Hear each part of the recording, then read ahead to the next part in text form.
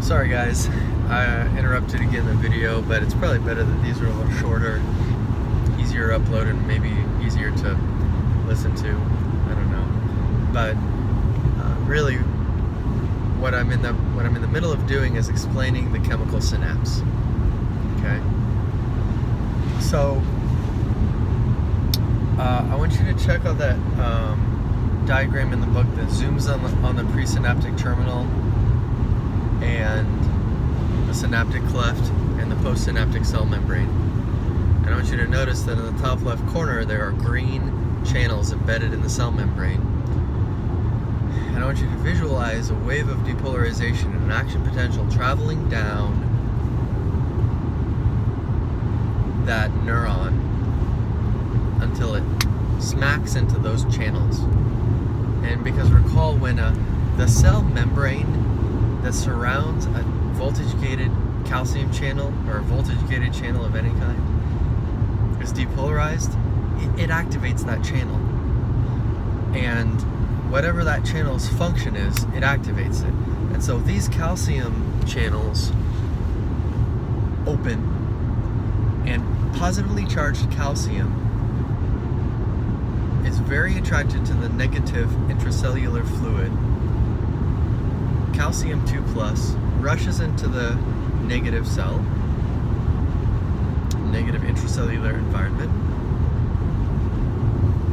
and there calcium ion has the effect of promoting and enabling and causing vesicles to fuse with the cell membrane and perform exocytosis. And the contents of those vesicles, whatever the contents may be, are dumped into the synaptic cleft.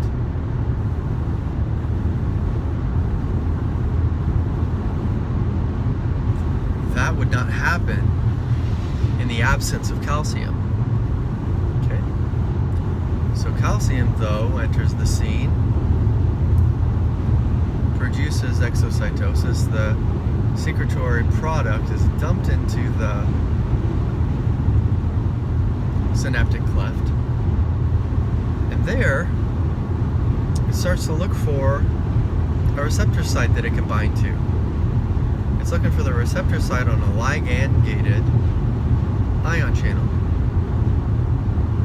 Those types of channels are present in the cell membrane of the postsynaptic cell. So the neurotransmitter, the ligand, diffuses across that very small synaptic cleft. If there's a receptor site that it has an affinity for, it binds to it, and it has the effect. And if the effect is that it's a ligand-gated sodium channel that opens in the response, that opens in the event that a neurotransmitter binds to it, sodium is going to rush from an area of high concentration outside the cell into the postsynaptic cell cytoplasm. And there, it is going to have the effect of depolarizing that cell membrane in that area, because it's going to make the intracellular environment more positive, less negative, closer to threshold. And when that happens, the voltage-gated sodium channels nearby are going to open up, and more sodium is going to rush in. And that is going to cause further depolarization, and that wave of depolarization is going to wash through, spread through, rush through that cell like wildfire if the stimulus is sufficient. And it's going to produce an action potential in the postsynaptic cell. That is the nervous system sending an electrical message in the form of an action potential in a presynaptic cell, translating it into a chemical message, a chemical neurotransmitter, and then translating it back into another electrical signal, another action potential. Okay?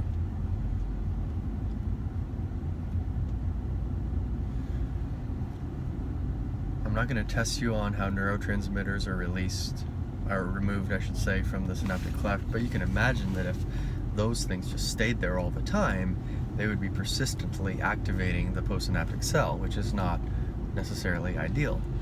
And so there's 3 ways that neurotransmitter is removed. It either diffuses out of the cleft, floats away in the breeze, it's broken down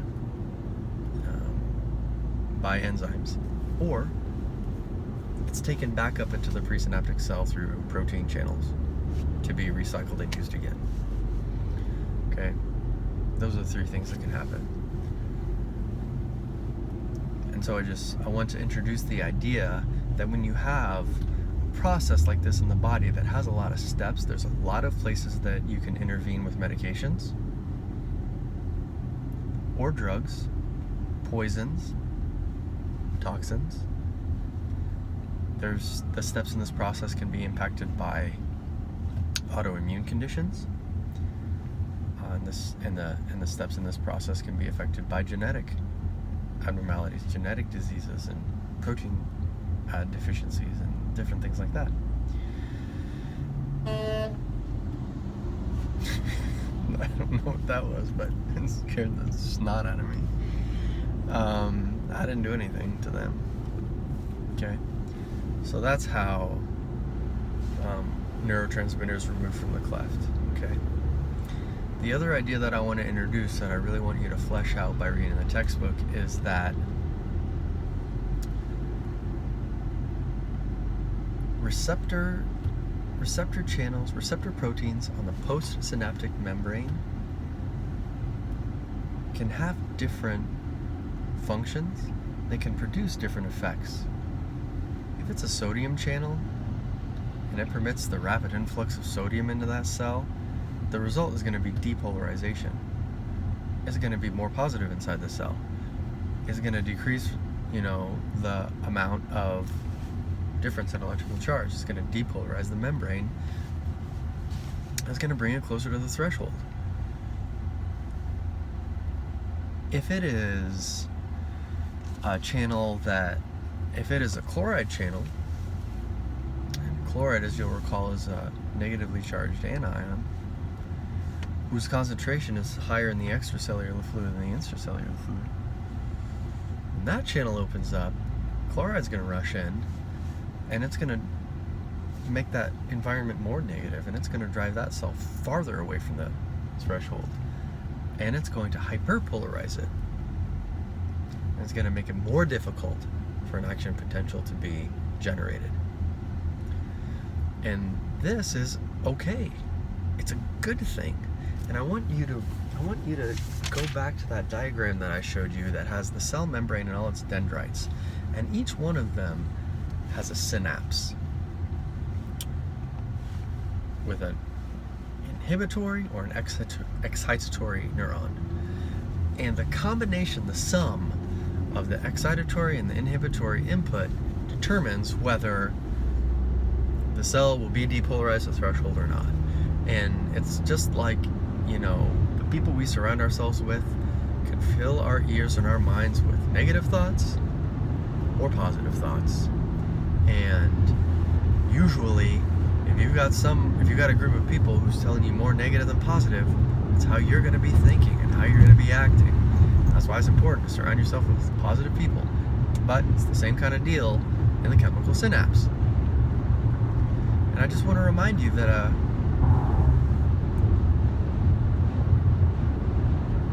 that any given neuron might have 1,000, 10,000, 100,000 synapses. Not just with one other neuron, but with many, many, many hundreds and thousands of other neurons. And they're all interconnected in this really complex, mishmash up in the brain, spinal cord, and whatever else. It's dreadfully complicated and beautifully complicated. But that's the nuts and bolts of the chemical synapse.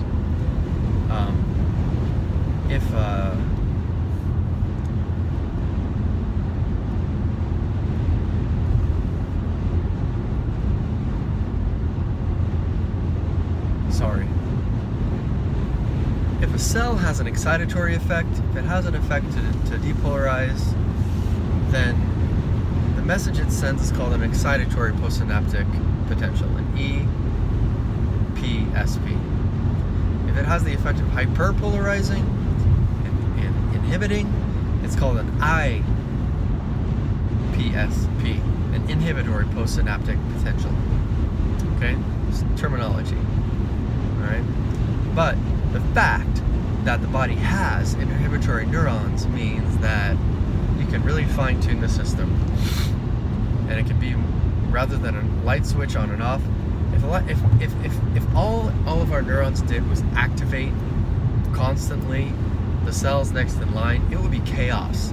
It would be, that's what happens in seizure activity, and that's what happens in, muscle spasms and spastic paralysis, and it's a horrible situation.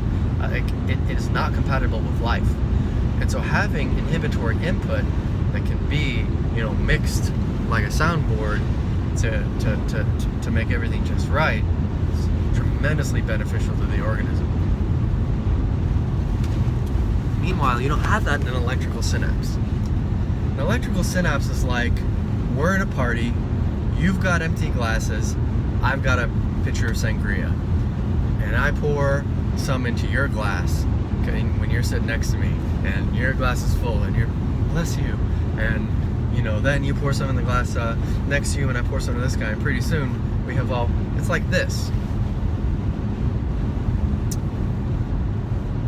Here in a few weeks on the 4th of July, I'm gonna hand my 1-year-old a sparkler and a Bic lighter, and I'm gonna say, "All right, Shep, light it up." And he's gonna light his sparkler and wave it around, because that's what we do. That's what I do with my 1-year-old. And he's gonna hold his sparkler out to the 2-year-old, his cousin, and she's gonna hold her unlit sparkler next to it, and it's gonna light. And then here comes the 3-year-old, and he's gonna light his off of hers, and then they're gonna be waving those things around, and the adults are gonna be over here enjoying their beverages and their burgers, and we're gonna just watch them and say, "Aren't kids magnificent? Isn't it great how they just play together so well? And they just take care of themselves." It's gonna be great. It's gonna be a great 4th of July this year. I couldn't do that with him last year because he was like 6 months old. This year we'll be able to. It's gonna be great. That's an electrical synapse. Neighboring cells activating one another. Chemical synapse is like, you have this translation. That's like going to a bar and ordering a cocktail. And you say to the bartender, "I would like to become intoxicated." And he says, "Fine, that'll be $8.50. And you swipe your card. That's an electronic transaction. That electronic signal is translated into a chemical signal when he hands you your drink and you consume it and you enter the influence of that beverage. That chemical signal is translated back into an electronic signal when you say, "Gee, I feel nice. I want everyone in the bar to feel this nice." And you say, "The next round's on me, everybody." And you swipe your card. That's a chemical signal being translated back into an electronic signal. Right? So, both types of synapses have their place, both have their ups and downs. The chemical synapse is what I want you to focus on. Alright? We're going to go over this stuff again in class, and then we're going to apply it to a couple of situations. Okay? Let me just give you an appetizer.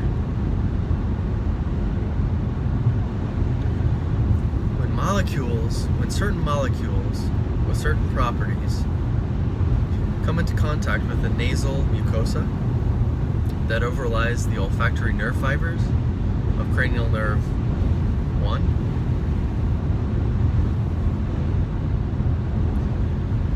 the interaction there depolarizes the cell membrane of an olfactory nerve fiber.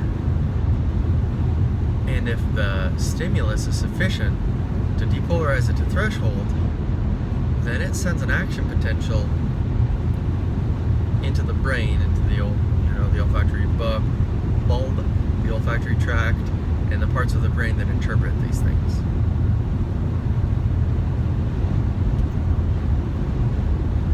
That nerve has a synapse on the other side, and maybe it synapses with a motor nerve, with a motor fiber of facial nerve 7, cranial nerve 7, the facial nerve, which innervates muscles of the face. And maybe there's a reflexive, impact where that synapse from the cranial nerve 1 fiber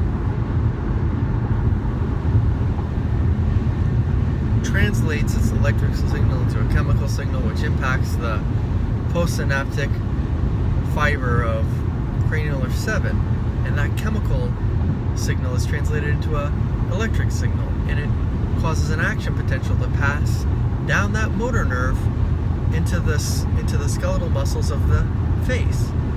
And maybe the molecule that stimulated this whole thing to begin with was a patient who soiled their bed, and the impact on the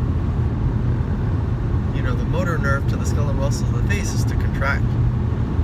And maybe that's reflexive and you do it without thinking about it.